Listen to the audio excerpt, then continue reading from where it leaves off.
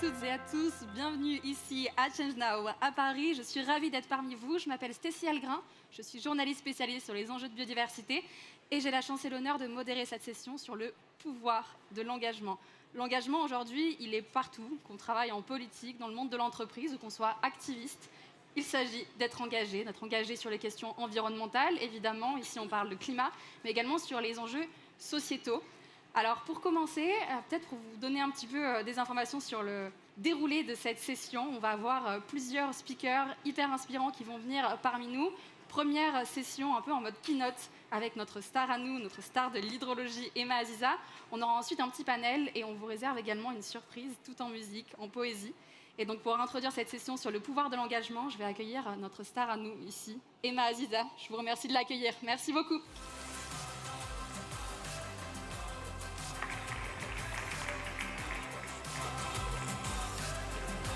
Bonjour à tous. Bonjour à tous. Vous m'entendez? Alors aujourd'hui, on m'a demandé de parler de ce pouvoir de l'engagement et quelque part, comment on le relie à nos cycles planétaires. Qu'est-ce que l'engagement d'abord? Qu'est-ce que cette force qui nous pousse tous les matins à nous lever, à nous donner envie de donner le meilleur de nous-mêmes et d'essayer de construire un nouveau monde futur? Parce que je crois que c'est bien ça qui se joue aujourd'hui. On est sur une dynamique, on est sur un monde qui s'est beaucoup construit sur des modèles qui appartenaient au passé. Des modèles qui aujourd'hui ne peuvent plus exister. Ils ne peuvent plus exister dans une situation, dans des conditions planétaires où finalement, eh bien, nous arrivons et nous naviguons totalement dans l'inconnu. Vous avez peut-être vu les températures moyennes planétaires mondiales qui aujourd'hui nous montrent à quel point on est en train aujourd'hui d'atteindre des records historiques que l'on n'avait jamais atteints jusque-là. Rien que la France, eh bien, ce mois-ci vient d'annoncer son 26e mois consécutif de record historique de température. On accumule des données, on accumule des records. Et vous m'entendez bien? Oh, très bien.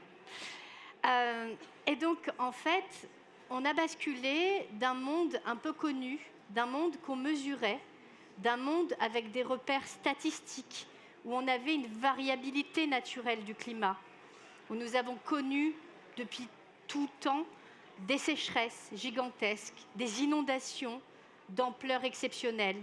Et l'histoire de nos territoires a été façonnée par ces cycles de l'eau notamment. Alors, qu'est-ce qui se passe aujourd'hui?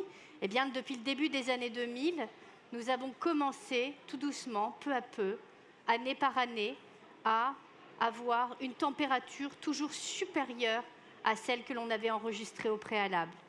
Ces températures qui s'annonçaient et qui battent des records à chaque fois, eh bien, en réalité, ce qu'elles nous montrent, c'est qu'on n'est plus aujourd'hui dans une variabilité naturelle climatique. Aujourd'hui, on est dans une tendance. Et cette tendance d'augmentation de ces températures, eh bien, elle va avoir un impact majeur, essentiel. Cet impact, eh bien, ça va être celui qui va être sur notre cycle de l'eau. Notre cycle de l'eau est en train de s'accélérer à l'image de nos vies, à l'image de nos sociétés, à l'image de tout ce que nous consommons, parce qu'en réalité, eh bien, nous avons posé des décors, nous avons posé durant des décennies la question de capture de carbone, la question de ces émissions de gaz à effet de serre. Mais sachez que si vous n'avez aujourd'hui pas d'eau, eh bien vous ne capterez jamais de carbone. Si vous voulez capter 2 molécules de carbone dans l'atmosphère, il va vous falloir 12 molécules d'eau dans le sol. Comprendre ça, comprendre que ce sera la molécule de glucose qui alimentera l'essence même de la plante, comprendre à quel point, eh bien, en réalité, les deux cycles rentrent en interaction, mais que tous les autres cycles naturels, mondiaux, du soufre, du phosphore, de l'azote, eh bien, en réalité, sont en interaction permanente. Commencer à prendre conscience, en réalité, de ce qui se joue de nos jours sous nos yeux, eh bien, c'est commencer à faire un pas vers le fait de vouloir peut-être un monde demain qui soit totalement différent de ce qu'on nous a proposé dans le passé. Pour ça, eh bien, effectivement, ça nous demande de nous engager, de transcender cette réalité du quotidien sur laquelle on aurait tellement envie parfois de s'effondrer quand on voit des chiffres, quand on voit des métriques, quand on nous annonce un petit peu à quel point cette Terre, finalement, ne tourne plus très rond. Alors, elle ne tourne plus très rond au sens propre comme au sens figuré, parce qu'on a tellement surexploité nos nappes phréatiques dans le monde et nos nappes fossiles que, une étude récente a mis en évidence à quel point les volumes qui ont été extraits dans les sous-sols ont fait basculer l'axe de la Terre de 80 cm vers l'est. Donc oui, on n'a plus une Terre qui tourne très rond, ça c'est certain, et ce sera sans doute très compliqué de la remettre droite, il faut être clair. Par contre, ce qui se passe aujourd'hui, c'est que ces cycles-là qu'on a tant malmenés, ce cycle de l'eau qu'on croyait naturel et dans lequel l'humain s'est inséré pour finalement l'empêcher de pouvoir exister. Quand on arrive dans nos villes et qu'on voit le chemin d'une goutte d'eau, on se rend bien compte à quel point il n'y a plus de possibilité de verticalité. Quand elle arrive dans des champs qui sont trop compactés, là encore, cette goutte d'eau, elle ne trouve plus son chemin pour pénétrer en profondeur. Mais par contre, cet engagement que certains ont déjà un peu partout, et sans doute avec beaucoup de courage, avec beaucoup de détermination, avec cette envie de créer un monde nouveau, ces personnes qui s'engagent nous montrent un nouveau modèle, nous montrent un nouveau chemin. Et c'est peut-être eux qui doivent aujourd'hui nous inspirer, parce qu'on se rend bien compte à quel point tout ce qui est généré, tout ce qui est créé aujourd'hui va avoir des impacts. Aujourd'hui, peut-être quelques éléments pour mieux comprendre le cycle de l'eau. Vous savez, ce cycle qu'on nous apprend à l'école, qui semble si simple, pour pouvoir générer de la pluie, cette pluie qui commence à nous manquer un peu partout sur tous nos continents, il faut une graine, il faut que l'on ensemence cette pluie. Alors on l'ensemence très très bien et on sait très bien le faire de manière artificielle. On sait aujourd'hui envoyer du sel avec du iodure d'argent pour générer des pluies là où on veut, mais si on revient au basique, si on revient à quelque chose d'absolument essentiel et naturel, il faut savoir que pour générer une pluie, on a besoin d'une graine. Cette graine, on la trouve dans nos océans d'abord, puisque 80% des pluies naissent dans les océans et ensuite précipitent dans les océans. Et on a à peu près 20%, 20-21% qui pénètrent à l'intérieur des continents. Et quand ils pénètrent dans les continents, à ce niveau-là, il va falloir aussi une graine. Et donc cette graine, dans les océans, il s'agit du sel. Alors certes, le sel, quand on évapore, il reste dans l'océan, sauf qu'en fait, il est emmené par les alizés, et donc c'est le sel qui devient une graine à l'échelle de tous les océans qui permet de générer des pluies. À l'échelle des continents, cette graine, c'est une bactérie. Cette bactérie, elle est émise par les plantes, par les arbres, et donc elle est ensuite emportée en très haute atmosphère qui va permettre ensuite de nucléer la goutte d'eau et de générer des pluies. Commencer à comprendre peut-être les choses différemment, commencer à poser un socle de connaissances, essayer de comprendre qu'en réalité, cette bactérie permet de générer cette pluie et que quand cette bactérie, elle va tomber sur le sol, qu'est-ce qu'elle va rencontrer ? Elle va rencontrer parfois une ville. Et en général, cette bactérie meurt à partir de 30 degrés. Donc, si cette ville est trop chaude ou si tout simplement il n'y a absolument pas de vivant, finalement, ce cycle va s'arrêter. Par contre, quand cette bactérie va rencontrer une feuille, va rencontrer un arbre, va rencontrer une plante, là, cette bactérie va proliférer partout et elle va ensuite repartir dans l'atmosphère et régénérer de nouvelles pluies. Quelque part, nous sommes aujourd'hui dans un modèle de monde qui est vraiment à l'image, très clairement, de ce cycle de l'eau qui s'accélère. On a une croissance qui s'accélère partout. On extrait, on épuise en permanence et on a oublié de comprendre que ce cycle de l'eau est vivant, que nous sommes vivants, tout simplement parce que nous sommes faits de bien plus de bactéries que de cellules humaines. Et qu'en réalité, si nous ne comprenons pas à quel point nous vivons dans cette symbiose avec le vivant, nous n'avancerons pas. Pour ça, sur ce chemin, il y a aujourd'hui des personnes qui s'investissent, qui s'engagent, qui sont justement en train de récupérer leur pouvoir et plutôt que de subir ce qui se passe à l'extérieur, plutôt que de subir toutes ces informations que l'on reçoit, qui décident à un moment donné de prendre leur pouvoir, de le récupérer et de s'engager dans une nouvelle voie. On peut s'engager à tous les niveaux de sa vie. On peut s'engager, bien entendu, demain en faisant de la permaculture, de l'agroforesterie. Il y a tellement aujourd'hui de nouveaux jeunes diplômés qui vont s'installer derrière sur des plaines agricoles et qui décident de réinventer ce nouveau modèle. Et je crois que, il est temps aujourd'hui de s'engager à ne plus laisser un monde archaïque qui nous a montré à quel point il nous amenait dans le mur, finalement continuer à perdurer. On va devoir innover, on va devoir créer. Pour ça, il nous faudra beaucoup de détermination, mais pour ça, il nous faudra aussi beaucoup d'enthousiasme. Et cet enthousiasme, on peut le trouver que si on projette tous ensemble un nouveau modèle de monde, un nouveau modèle régénératif, un modèle qui finalement nous inspirera. C'est ce qui nous permettra de nous lever, de nous engager et d'y aller ensemble. Je vois partout, à travers la planète, des exemples, des chemins qui sont suivis. Et partout, ce que je peux percevoir, c'est à quel point, même si les sols sont totalement abîmés, même si tout est complètement défriché, même si on est vraiment, on a atteint des paroxysmes, et je peux vous raconter ça parce que je suis partie par exemple en Colombie, vivre avec des Indiens Kogi et voir à quel point l'agriculture intensive du café, l'élevage intensif avait tellement abîmé ces sols.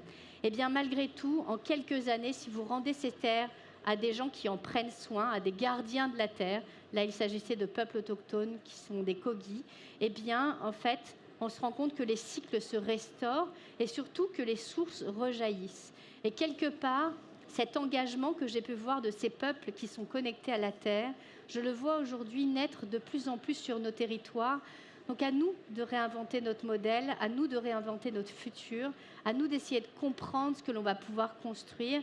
Et pour ça, il va falloir aussi comprendre où la France va, où le monde va, qu'est-ce qui se passe aujourd'hui sur Terre, et essayer ensemble de pouvoir le concevoir. Déjà comprendre qu'à un moment donné, il n'y aura pas de pluie s'il n'y a pas d'arbres, qu'il n'y a pas de végétaux, c'est arrêter de voir, en fin de compte, la nature comme une source de production. Et comme finalement, souvent on me dit, mais finalement, aujourd'hui, regarde un arbre, il consomme 1000 litres d'eau par jour, il nous prend 1000 litres d'eau. Eh bien non, il ne prend pas, il les prend pour rafraîchir, il les prend parce qu'on est dans un cycle et il va les rendre. Parce que la nature, elle ne met pas de KPIs, elle ne met pas derrière de rentabilité sur ce qu'elle donne. Elle offre en permanence, elle continue à donner. À nous aujourd'hui de la respecter. Donc je crois que cet engagement, bien entendu, il se fait à l'échelle individuelle, il se fait à l'échelle collective. Moi, je peux vous raconter une histoire personnelle. Il y a à peu près 15 ans, j'étais passionnée par les enfants et par la pédagogie. Et j'ai décidé de créer une association. Je l'ai créée avec rien. Et je me suis dit, tiens, on va essayer. J'avais envie de former les enfants au fait de pouvoir faire des économies d'eau, de comprendre aussi quand ils habitaient dans des vallées inondables, quels gestes pouvaient les sauver. Cette association, on l'a créée avec rien. On a embauché des jeunes qui avaient envie derrière de traduire ça. Moi-même, je me suis investie. Et aujourd'hui, 15 ans après, on a formé plus de 100 000 enfants. Donc, quelque part, cet engagement, il part juste d'une volonté d'action. Il part de quelque chose de profond pour pouvoir amener vers autre chose. Je vous donne mon petit exemple qui, finalement, ne m'a pas demandé tant d'efforts que ça. Il m'a demandé juste une envie d'avoir cette vision d'un avenir différent, d'avoir envie de dire finalement à quoi je contribue tous les jours, comment est-ce que je donne du sens à ce que je fais.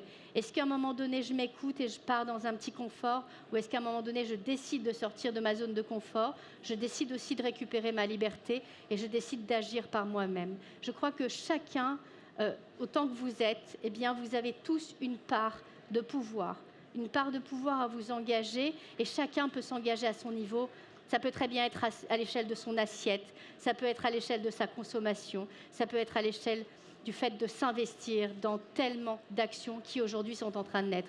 En tous les cas, je crois que vous êtes tous ces graines qui généreront la pluie de demain.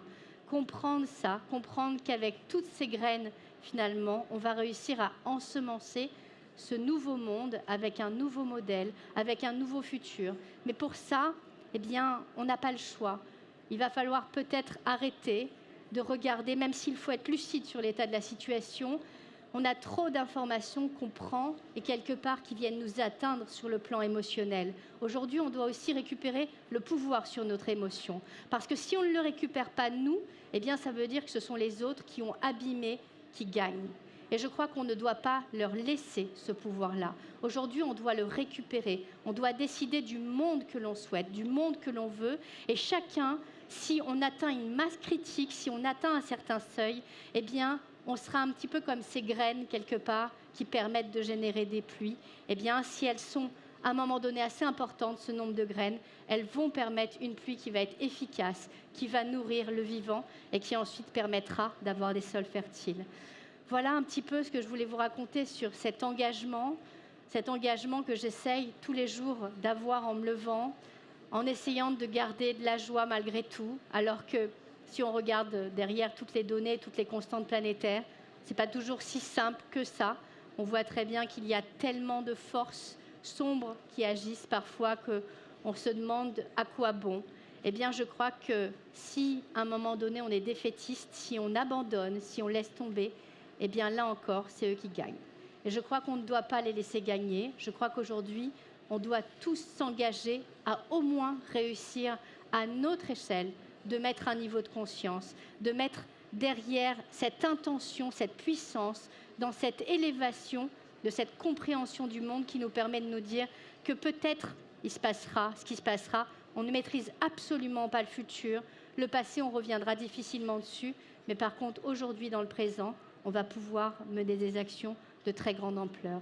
Voilà un petit peu ce que je voulais vous dire. Je vous souhaite à tous d'être une belle graine demain pour pouvoir générer des pluies salvatrices. Merci. J'interviens pour des conférences 15h12.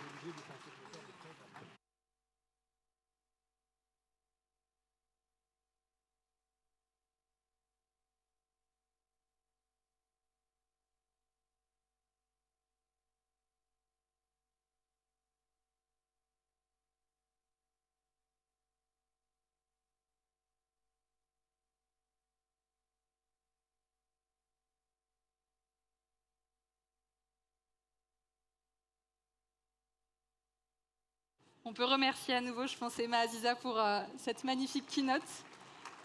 Toujours inspirante, toujours à nous partager des mots importants également sur cette ressource en eau qui est de plus en plus rare, qui est au cœur de nombreuses problématiques également en France et à travers le monde. On va maintenant pouvoir accueillir nos deux speakers pour le panel. À la base, on avait Lucie Vache, la fondatrice de Too Good To Go, qui devait être parmi nous. Malheureusement, elle ne peut pas être parmi nous, mais elle s'en excuse. Donc, je vous propose d'accueillir Maxime de Rostelan, qui est notamment à la tête de SailCop, ainsi que... attendez, est-ce que je retrouve le nom de mon troisième speaker ? Oui, il est là, tout à fait. Sébastien Thierry, qui est artiste et qui est à l'origine d'un projet qui est absolument dingue, qu'on va vous présenter tout de suite, Navire Avenir. Donc, je vous propose de les accueillir tout de suite, chaleureusement. Je vous remercie.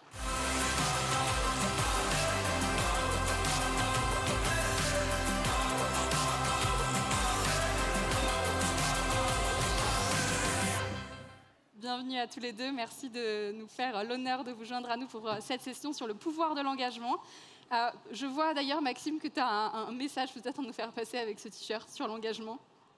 Non, pas spécialement. Comme ça, chacun il lit ce qu'il veut. Ok, j'adore. On a eu un échange tous les deux pour préparer cette session que j'ai beaucoup apprécié, puisqu'on parle du pouvoir de l'engagement, et donc ça sous-entend régulièrement que ça confère une certaine puissance de s'engager aujourd'hui dans la société. Pour la petite histoire, je suis journaliste, mais j'ai également été militante, et je suis toujours militante, notamment sur des campagnes comme Stop Hiccup, projet de pipeline chauffé de Total entre la Tanzanie et l'Ouganda, et où moi je suis un peu perplexe quand on me dit que ça nous donne de la puissance. Évidemment, on sort de l'impuissance parce qu'on passe à l'action, mais on est souvent relégué dans une partie de la société où au contraire on a l'impression d'être face à des géants contre lesquels on pourrait presque rien. Donc toi, est-ce que tu considères que s'engager c'est de la puissance, ou au contraire que ne pas s'engager c'est être dans l'impuissance ? Clairement, ce qui est sûr, c'est que ne rien faire, ça procure aucun pouvoir, quoi. On sait que si on tente pas des choses, on va réussir à rien. Mais en revanche, dire que l'engagement est toujours puissant ou confère toujours un pouvoir, ça je pense pas. Il y a tellement de gens qui essayent des choses de partout et qui se sentent impuissants parce qu'ils essayent. que je trouvais un peu facile en fait la formule pouvoir de l'engagement et en tout cas la nécessité de s'engager pour soi-même être aligné et chaque matin se lever en se disant ok le monde va mal mais au moins je sais ce que je fais, ça oui. Et quant à l'histoire de on est David contre Goliath, oui bien sûr. Et si aujourd'hui les seules victoires qu'on arrive à obtenir sont des reculés qu'on évite, une autoroute, un aéroport ou des trucs comme ça, enfin des projets absurdes. Et tu vois, c'est fou en fait. Peut-être qu'ils nous divertissent. Ils disent bon, allez, on va faire un projet débile là, comme ça, tous les militants ils vont se jeter sur ce truc-là. Pendant ce temps-là, on fait n'importe quoi ailleurs. Enfin, je trouve ça, enfin, je trouve compliqué en fait de s'engager, de savoir ce que ça peut apporter à une personne en tant qu'individu, ce que ça peut apporter au combat collectif. Et donc oui, c'est une question qui mérite d'être posée. Et je ne sais pas si on y répondra en 25 minutes, mais... C'est court, mais on peut essayer d'avoir en tout cas des pistes de réflexion. Toi, ça fait quand même pas mal d'années que tu es engagé. Tu as lancé différentes initiatives qui continuent à fleurir par ailleurs. Comment est-ce que toi, tu continues quand même à trouver l'énergie de le faire? Parce que parfois, on peut devenir un peu cynique aussi. Ouais, cynique, nihiliste, ouais, bien sûr. Il y a des risques à s'engager. D'ailleurs, il y a plein de gens qu'on voit fatigués. Hein. Moi, j'ai commencé en 2004... les projets que je montais, j'allais les vendre entre guillemets à des directeurs RSE et les responsables RSE dans les grosses boîtes, la marge de manœuvre dont ils disposent est somme toute assez limitée et ils s'épuisent. Et d'ailleurs, 20 ans après, il y en a qui sont toujours au même poste, ils sont planqués entre guillemets parce qu'ils ils se sont fait une raison. C'est aussi ça le risque de bosser là-dedans. Et alors, comment est-ce que je trouve l'énergie? On a quand même des petites avancées, voilà, c'est le COP ou des projets qui fonctionnent et qui enthousiasment, qui remportent l'adhésion ou sur lesquels, enfin, des projets sur lesquels on arrive à mettre tout le monde d'accord. Enfin, planter des arbres, il faut planter des arbres, tout le monde est d'accord. Alors bien sûr, si tu les plantes en ligne et que tu prends 4 essences et que tu fais une forêt monoculture, voilà, il y a des gens qui vont avoir à y redire, mais si jamais tu es sur des projets consensuels, clairement, il y a moyen de trouver de l'énergie. Alors, non, j'ai pas répondu, en fait. Moi, je fais la fête une fois de temps en temps. Et c'est vraiment une soupape et un besoin, je pense, à des moments de décrocher. Et je trouve vraiment des relais, en tout cas, d'énergie dans le fait de faire la fête et dans le fait de voir des gens heureux. Et ça me rappelle la citation qu'on attribue à Emma Goldman, qui était une révolutionnaire russe des années 20 et qui aurait dit, alors qu'elle était draguée par tous les révolutionnaires africains, etc., elle aurait dit, dans les années 20, elle aurait dit « Je veux bien être de votre révolution si dans votre révolution on danse ». Et en vrai, c'est clair. Si jamais c'est pas heureux, si jamais les gens s'engagent mais sont en colère, moi j'ai pas envie d'un monde. Ça crame à la fin. Ouais, j'ai pas envie d'un monde qui a été inventé, imaginé et propulsé par des gens en colère, quoi. Donc voilà, moi je fais la fête régulièrement. La prochaine, le 5 avril, à la maison, si vous voulez. Non, mais en vrai, c'est ça. Et je pense que pour engager les gens, quand on a fait la bascule ou quand on a fait le tour Ferme d'Avenir, il faut cet ingrédient-là indispensable, parce que sinon, encore une fois, célébrer des victoires qui ne sont en fait que des trucs aberrants qu'on a réussi à éviter, il y a un moment où on va se lasser aussi, quoi. Ouais, carrément, c'est un truc qu'on se dit souvent dans les milieux militants, qu'on prend même pas le temps de célébrer finalement les petits trucs qui pourraient nous rassembler et nous rendre heureux. On est constamment à regarder vers le prochain combat, la prochaine lutte, et en fait c'est sans fin, parce qu'en effet, tu le mentionnais, il y a ce projet contre lequel on se mobilise. Et en fait, si on tourne à 360, des projets comme ceux-là, il y en a des centaines, des milliers, des millions parfois, donc c'est un peu déprimant. De ton côté, Sébastien, je me demande, est-ce que tu peux nous parler de toi, ton engagement, comment c'est né? Parce qu'il y a les questions environnementales, mais il y a également les questions sociales. Est-ce que tu pourrais nous en parler?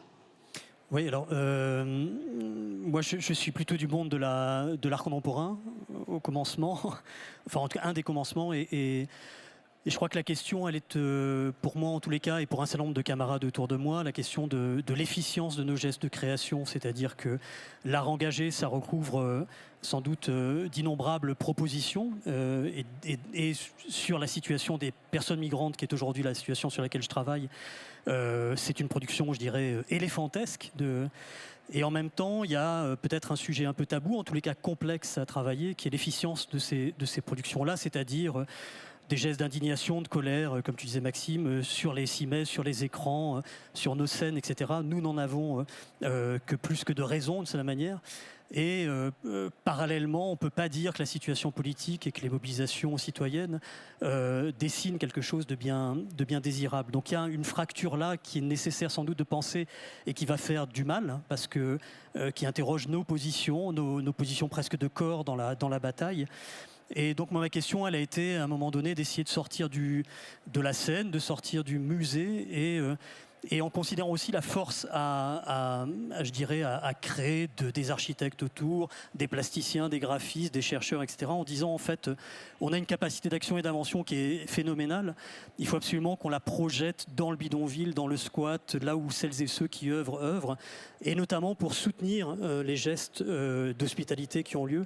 Et donc c'est aussi, comme le disait peut-être un peu Maxime, c'est un changement d'affect, de régime, c'est-à-dire que la colère, et d'ailleurs peut-être que la colère, elle est le bruit de fond du monde aujourd'hui, et donc peut-être qu'elle est aussi d'une certaine manière sidérante, et elle ne nous mobilise pas tant que ça.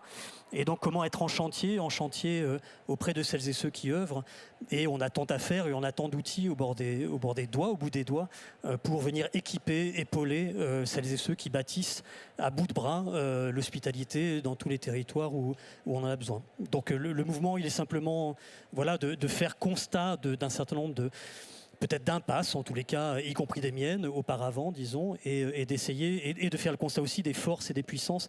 Je suis avec Marc Van Tettegem, architecte naval ici, on est aujourd'hui 500 à travailler sur la construction d'un navire pour SOS Méditerranée. L'avenir qui s'appelle Navire Avenir. Navire Avenir.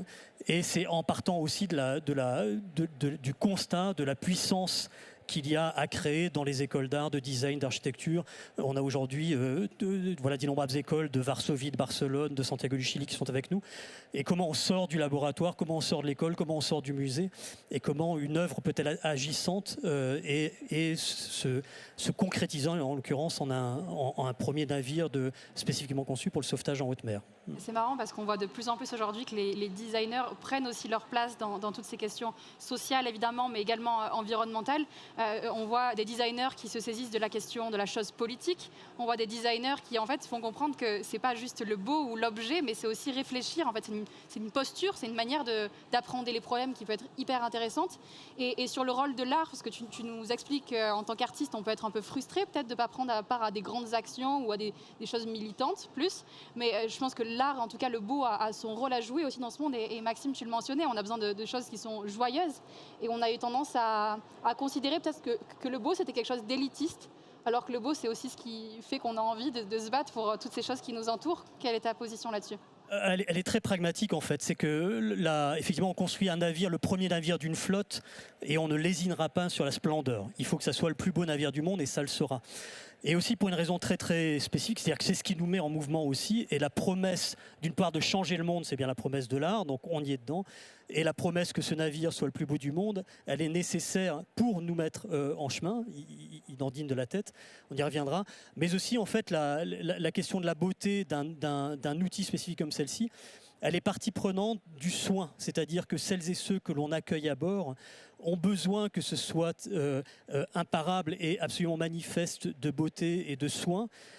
Parce que ça fait partie aussi de la considération des besoins qui sont celles et ceux qui viennent de vivre les traumas que l'on sait, et qu'un navire qui soit de toute beauté participe de la consolidation d'une vie qui doit se reconstruire.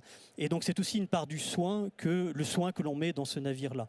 Donc la beauté, elle est aussi précisément en fait une nécessité pour bien accueillir celles et ceux que l'on accueille à bord. Maxime, peut-être une réaction là-dessus ?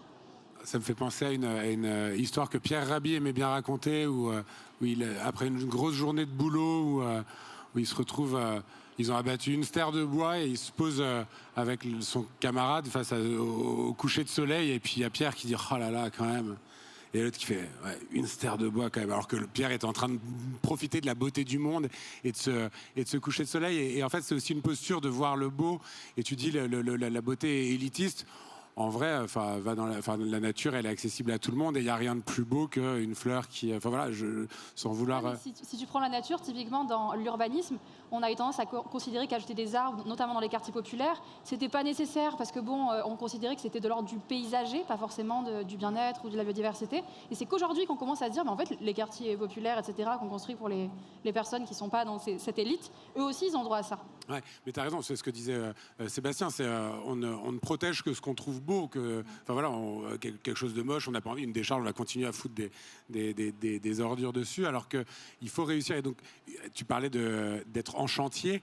Moi, ça me fait penser, il faut être enchanté, il faut émerveiller les gens. Et en fait, émerveiller les gens sur ce qui est déjà présent et ce qui est là et ce qui est fragile. Et voilà, et c'est une manière, la meilleure manière de les engager, je pense. Après, c'est facile à dire, c'est beaucoup plus compliqué quand on a chacun son écran et chacun d'autres contingences, quoi. S'engager sans trouver la passion, enfin, moi, s'engager par colère, je trouve ça nécessaire et ça parle à des gens. Et j'ai eu ma période, je veux dire, jusqu'à 25, 26 ans, j'étais en colère et c'était ça qui me mouvait. Mais depuis, j'ai dépassé ça parce que sinon, c'est fatigant, en fait. C'est fatigant d'être... Et puis, encore une fois, je pense que ça n'amène pas les bonnes solutions. Ouais. Les gens en colère vont pas... Et donc l'engagement, je sais pas, quand on voit les jeunes de la bascule, c'est surtout ce que j'adore, moi, c'est quand on monte des projets, c'est on pose une idée, on regarde comment ça réagit, comment les gens s'en emparent. Et en fait, très vite, l'idée, elle est plus à toi, quoi. La bascule, ça a été ça. Le Tour Ferme d'Avenir aussi. Enfin, il y a plein de sujets qui posaient une fois là, ah oui, super. Et là, les gens s'en emparent et c'est parti, quoi.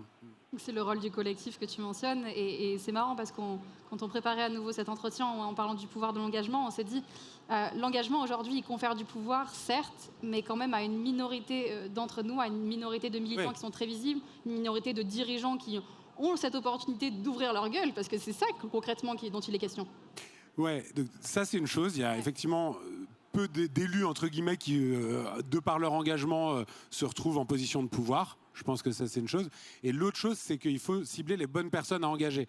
C'est-à-dire, on peut choisir d'engager tout le monde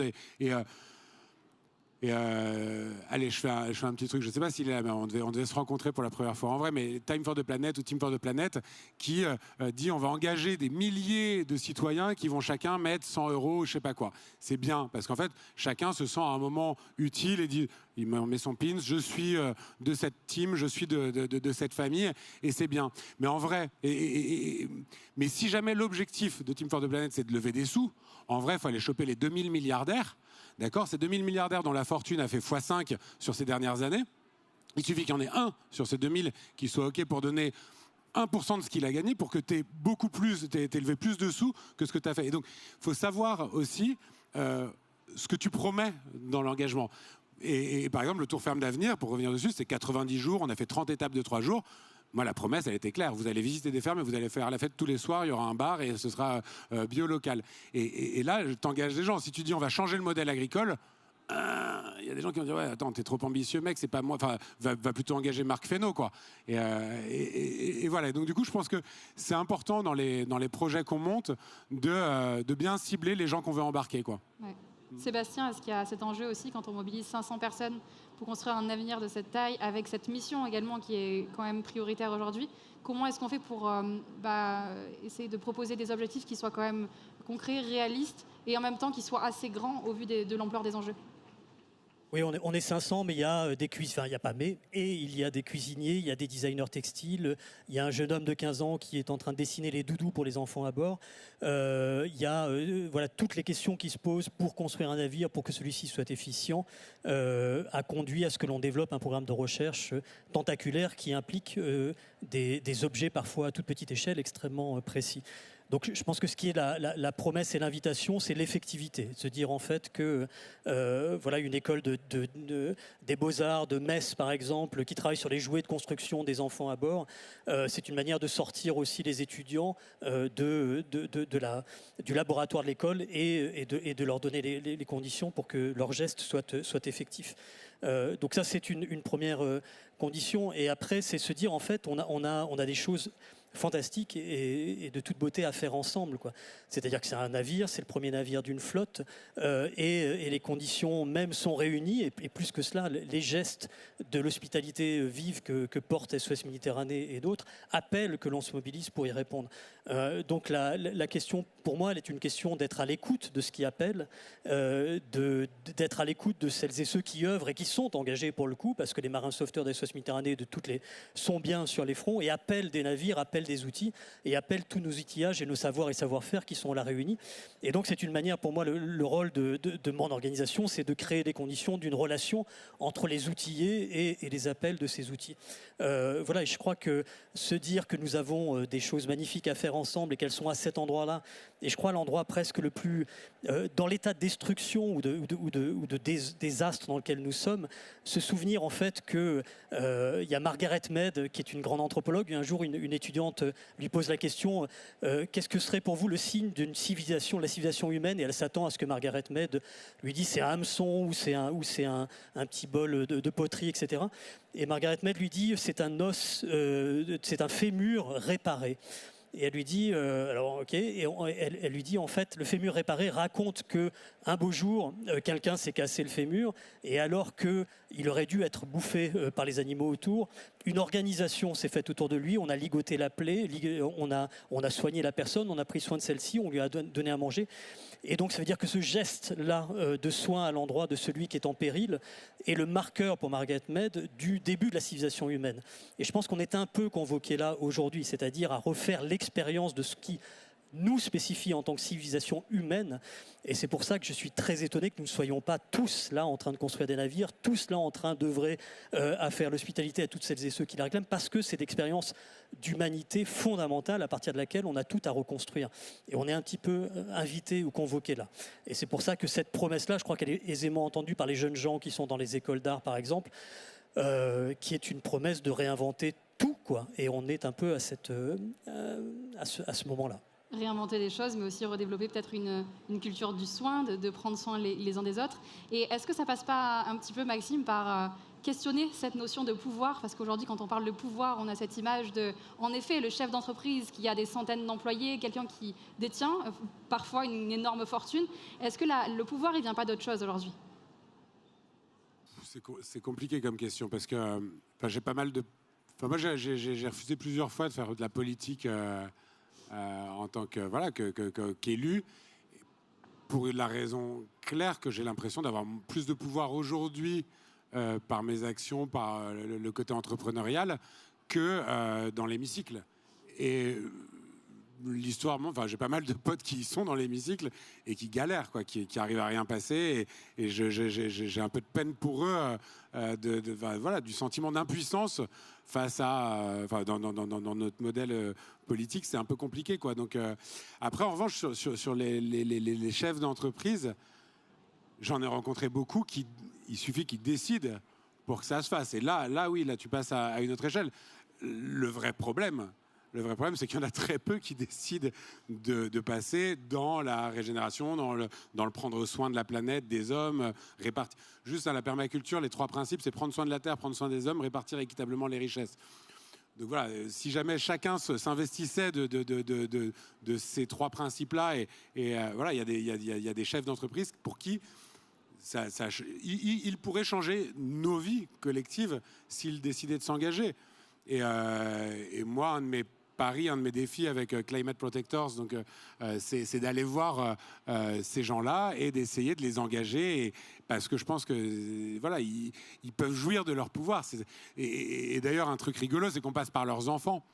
Avec Dany qui est ici, on passe par leurs enfants, on va voir leurs enfants, et leurs enfants leur disent ah, papa, là ça fait 2 jours que je passe avec des gens du GIEC, avec Adélaïde, Charlie, etc., qu'on va voir, qu'il y a des biologistes qui nous expliquent le truc. Tu fais quoi? Ah, t'es milliardaire parce que t'es dans le pétrole et dans le charbon. Comment te dire, ce serait vachement cool que tu... Et là, les parents se sentent un peu pris en défaut. Et voilà, donc peut-être que les enfants ont ce pouvoir-là d'engager leurs parents, et faut pas attendre, parce que il faut éduquer les gens, ceux qui ont le pouvoir, comme le dit Salomé Saké, c'est clairement les vieux, donc du coup c'est eux qu'il faut convertir, mais un des outils pour les convertir, peut-être les enfants, ça marche, quoi.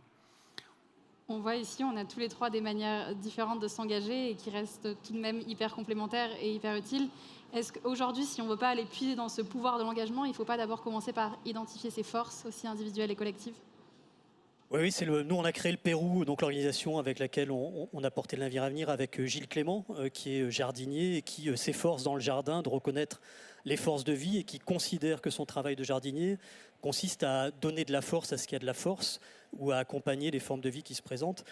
Et donc effectivement, vous connaissez tous la formule de Paul Éluard qui dit qu'un autre monde est possible et ce monde-là, il est dans celui-ci. C'est-à-dire que dans le jardin, toutes les forces et toutes les puissances sont là. Et le gros travail qu'il y a à faire, premier, c'est de reconnaître ces forces-là. C'est reconnaître ce qui porte, ce à quoi l'on tient, ce qui fait tenir notre humanité. Et que le navire, il vient d'un programme qu'on s'est donné avec le Pérou, qui est de faire inscrire les gestes de l'hospitalité vive au patrimoine culturel immatériel de l'humanité, c'est-à-dire reconnaissant que ces gestes des marins sauveteurs des SOS Méditerranée font tenir notre humanité présente, font tenir notre humanité future, et que donc leur reconnaissance au patrimoine mondial, c'est-à-dire que leur protection, leur sauvegarde et leur transmission aux générations futures est un enjeu de tout premier ordre. Et donc c'est en partant de ça, dans le jardin planétaire, disons, il y a ces gestes et qui sont parmi les socles de ce qu'il y a inventé. Et donc c'est pour ça qu'on se réunit avec nos 500 camarades et bien plus, et vous peut-être, et j'espère, pour venir équiper, épauler, faire que ces gestes tiennent, c'est ce qui nous font tenir, qu'ils tiennent, et qu'on puisse les transmettre aux générations futures en construisant ce navire et la flotte qui va avec. Maxime, peut-être un mot de conclusion, parce que je vois que le timer tourne.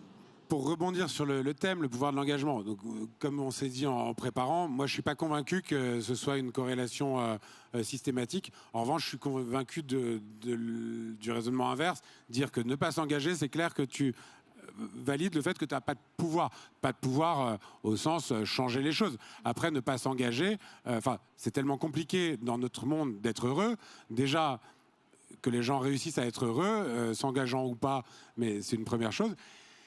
Une fois que tu arrives à être heureux et que tu arrives à voir un petit peu plus loin que toi, entre guillemets, et c'est pas péjoratif, et que tu peux envisager d'œuvrer pour le monde, c'est clair que l'engagement est une des manières d'obtenir ce pouvoir.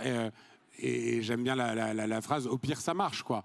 Au pire, ça marche. En gros, si tu t'engages pas, c'est sûr et certain, tu vas pas changer les choses.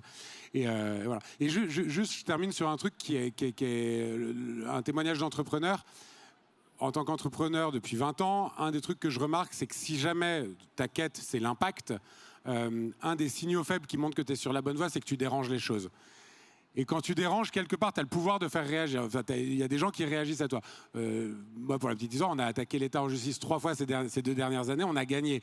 Mais en gros, on attaque pourquoi ? Parce qu'il y a des forces de résistance. Et en fait, si on ne s'était pas engagé, si on n'avait pas la conviction de ce qu'on fait bien, etc., on ne serait pas allé jusque-là. Et réussir à faire plier, à faire changer des lois, des décrets, etc., là, on est sur quelque chose qui relève un petit peu du pouvoir, quoi. Et je pense à mes potes de l'Assemblée qui n'y arrivent pas, quoi. Mais, Ouais. Sébastien, peut-être un dernier mot sur le navire à venir. Est-ce qu'il y a un endroit où on peut le découvrir d'un peu plus près ?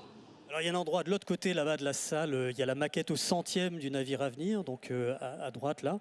Il y a aussi un autre endroit qui est un petit carton que je réserve à celles et ceux qui le souhaitent, en carton d'invitation à l'inauguration de l'avenir, qui porte un certain nombre de petits éléments d'information et un QR code qui renvoie à la plateforme de financement, car pour l'inaugurer, il va falloir le construire. Et donc aussi, si dans la salle, il y a des investisseurs, il y a des camarades qui veulent nous aider à porter le projet et à faire qu'il advienne, on reste là pas loin. Et en tous les cas, on a besoin là de toutes les forces pour faire advenir ce premier et la flotte qui va avec. Donc le carton vous est offert, venez donc le récupérer, puis on parle de la suite avec celles et ceux qui le souhaitent. Ouais, et puis je rebondis du coup, s'il y a des investisseurs, en vrai, le vrai sujet, non mais c'est pas mes projets, je m'en fous, le vrai sujet de tout ce qu'on fait, de tout ce qui est fait là, c'est l'argent. Enfin, je veux dire, tant que les gars préfèrent financer de la recherche, de l'exploration de nouvelles réserves pétrolières sous l'Antarctique en mettant des milliards plutôt que de financer des trucs qui sont basés sur le bon sens, sur l'intérêt général, etc. Enfin, c'est mort. Et tant que les investisseurs, ils attendent des temps de retour sur investissement à 5 ans, c'est mort aussi. Hein, on va pas se mentir. Hein, le temps du vivant, un arbre, il faut 25 ans pour qu'il commence à être rentable, entre guillemets, et c'est horrible de mettre ces deux mots dans la même phrase, mais comme ils n'entendent que ça, de toute manière, il faut bien à un moment leur servir ça.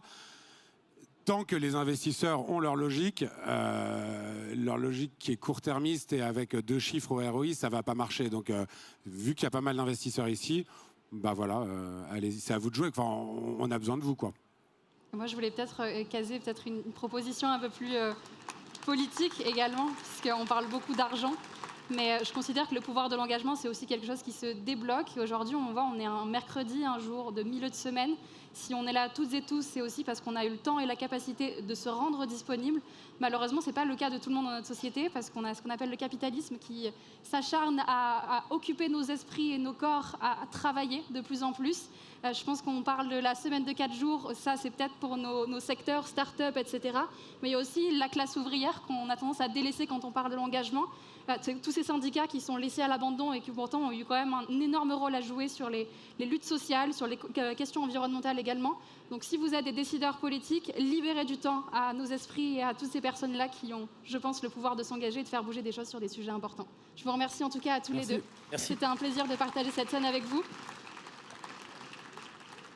On l'a mentionné, l'art, la poésie a son rôle également à jouer en tant que fédérateur, activateur d'engagement. Et ça tombe bien puisqu'on va accueillir 2 artistes que j'admire énormément, Lémophile et Martin Vigne, qui vont venir faire un petit peu de cohésion autour de notre question du pouvoir de l'engagement. Je vous remercie de les accueillir tout de suite.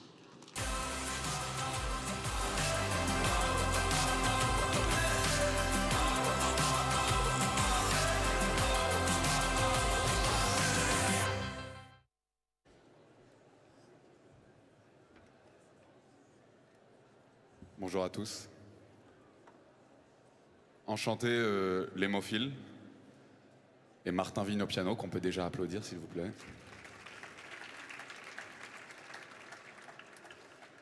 Je suis ravi d'être ici devant vous aujourd'hui pour vous expliquer un peu mon parcours justement autour de mes réflexions. Mais on va le faire un peu en poésie, notamment parce que moi, le déclic il s'est fait à travers des poèmes. Et je voulais commencer par un qui est très ancien, qui date de 1843, d'Alfred de Vigny, et qui dit ça. Les nuages couraient sur la lune enflammée, comme sur l'incendie on voit fuir la fumée. Et les bois étaient noirs jusqu'à l'horizon, nous allions sans parler dans l'humide gazon, dans la bruyère épaisse et dans les hautes brandes, lorsque, sous des sapins pareils à ceux des Landes, nous avons aperçu les grands ongles marqués par les loups voyageurs que nous avions traqués. Rien ne bruissait donc, lorsque, baissant la tête, le plus vieux des chasseurs qui s'était mis en quête a regardé le sable en s'y couchant. Bientôt, lui que jamais ici on ne vit en défaut, a déclaré tout bas que ces marques récentes annonçaient la démarche et les griffes puissantes de 2 grands loups cerviers et de 2 louveteaux. Nous avons tous alors préparé nos couteaux, et cachant nos fusils et leurs lueurs trop blanches, nous marchions pas à pas en écartant les branches. 3 s'arrêtent, et moi, cherchant ce qu'ils voyaient, j'aperçois tout à coup 2 yeux qui flamboyaient. Et je vois au-delà 4 formes légères, qui dansaient sous la lune au milieu des bruyères, comme font chaque jour, à grand bruit sous nos yeux, quand le maître revient, les lévriers joyeux.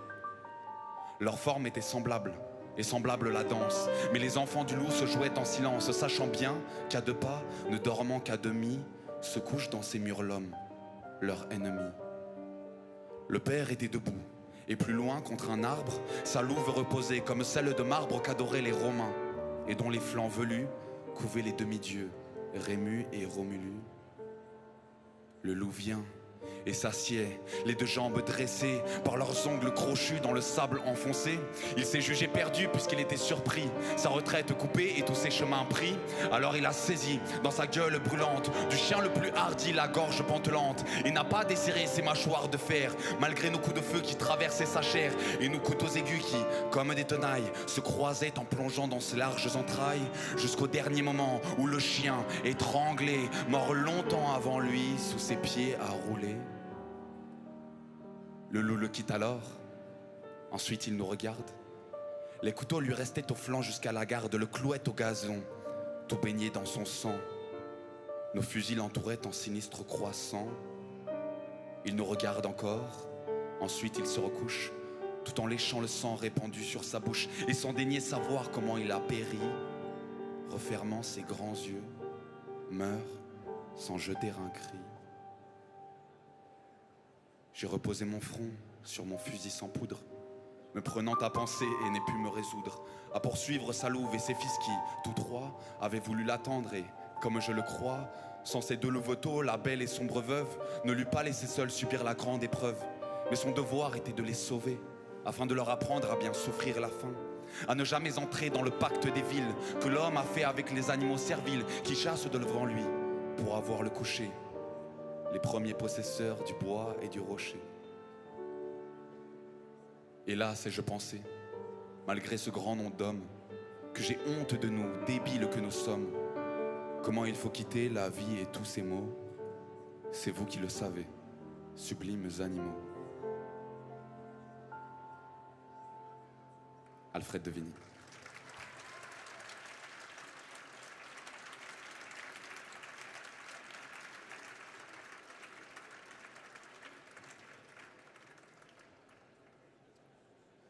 Ce poème d'Alfred de Vigny montre à quel point notre rapport à la nature est problématique, à quel point on hiérarchise, on voit les animaux comme une concurrence, une proie, ou à la limite un moyen de production, puisque les chiens servent à chasser ce loup. Mais pour avoir le déclic, c'est quand même très compliqué, je trouve, parce que moi j'ai grandi dans un petit village en Haute-Loire, où il fait bon vivre, loin des tsunamis et des tremblements de terre. Et il y a un poète polonais qui parle très bien du fait que ce déclic soit difficile. Il a écrit ce texte en 1944, donc on saute un siècle. Et il s'appelle Czesław Miłosz. Le jour de la fin du monde, l'abeille tourne au-dessus de la capucine. Le pêcheur répare le filet luisant. Les joyeux dauphins bondissent dans la mer. Les jeunes moineaux s'accrochent aux gouttières. Et le serpent à la peau dorée, comme avant. Le jour de la fin du monde, les femmes vont par les champs sous des ombrelles. L'ivrogne s'endort au bord du gazon. Les marchands de légumes dans la rue appellent. Et le bateau à voile jaune s'approche de l'île. Dans l'air s'allonge le son du violon qui fait s'ouvrir la nuit étoilée. Et ceux qui s'attendaient aux éclairs et aux tonnerres sont déçus. Et ceux qui s'attendaient aux signes et aux trompettes des anges ne croient pas que le jour soit venu. Tant que le soleil et la lune sont là-haut, tant que le bourdon hante la rose, tant que naissent des enfants roses, personne ne croit que le jour soit venu. Seul un petit vieux qui serait prophète, mais pris par autre chose, il ne l'est pas. Tout en liant ses tomates répète: d'autres fins du monde, il n'y en aura pas. D'autres fins du monde, il n'y en aura pas.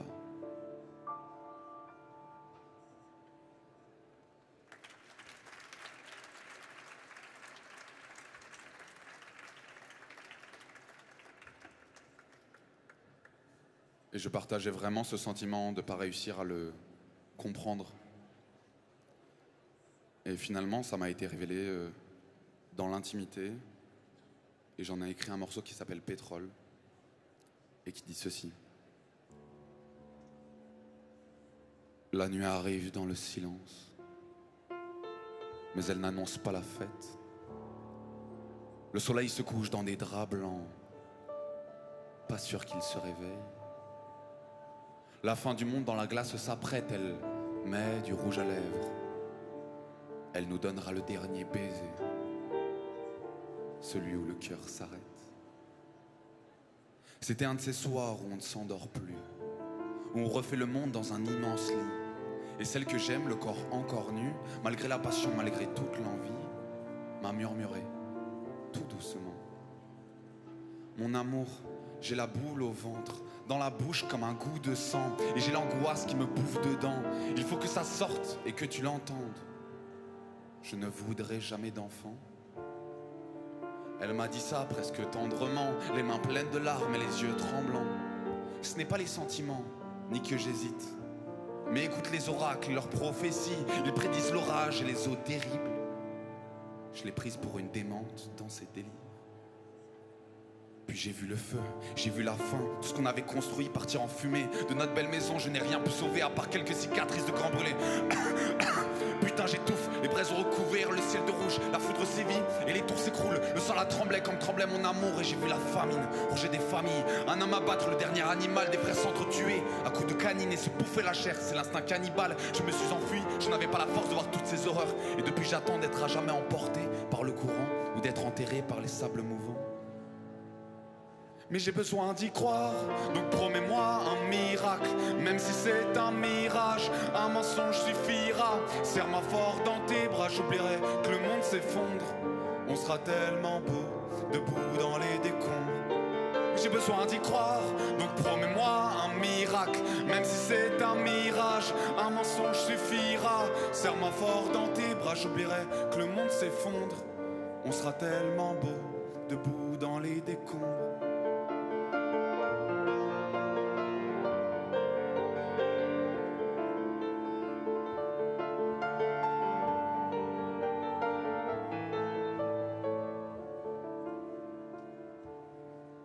Le dernier jugement est daté d'aujourd'hui. Autant s'enfuir si on va tous mourir. Le sentiment d'être dans une course-poursuite. Je sens le danger sans savoir où fuir. Je voulais partir au large, il est trop tard. Le radeau de Noé a fait naufrage. Alors serre-moi fort que je sente ton corps. Nos pulsations qui sonnent en cœur. On s'unira face aux titans odieux. On est peu de choses face aux colères des cieux. Je m'accroche à tes yeux, dans l'œil du cyclone. Celui du cyclope préférera par nos pieux. Ces bêtes qu'on a fait naître en moins de 100 ans. Réserve pour leurs parents, la pire sentence. Pas de chaise électrique mais les vagues qui s'élèvent. La mer pétrole, les couleurs des ténèbres. Et j'ai besoin d'y croire, donc promets-moi un miracle. Même si c'est un mirage, un mensonge suffira. Et serre-moi fort dans tes bras, j'oublierai que le monde s'effondre. On sera tellement beau, debout dans les décombres.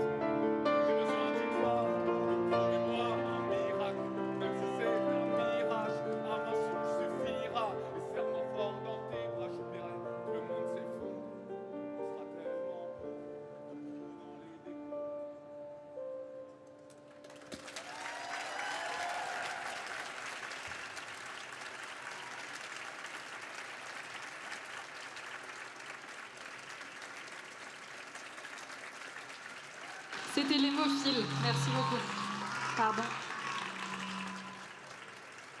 Je voudrais juste qu'on applaudisse Philippe à la technique, Martin au piano s'il vous plaît, du bruit. Merci beaucoup, Cécile. On a besoin d'y croire. C'était un peu le message de toute cette session sur le pouvoir de l'engagement. Je vous remercie à toutes et à tous d'être venus parmi nous avec nos intervenants. Restez ici parce qu'on va continuer notamment avec le journal Météo-Climat de France Info qui arrive tout de suite. Et ensuite, je vous retrouve pour une session sur les mots, pour les mots de demain. Je vous remercie.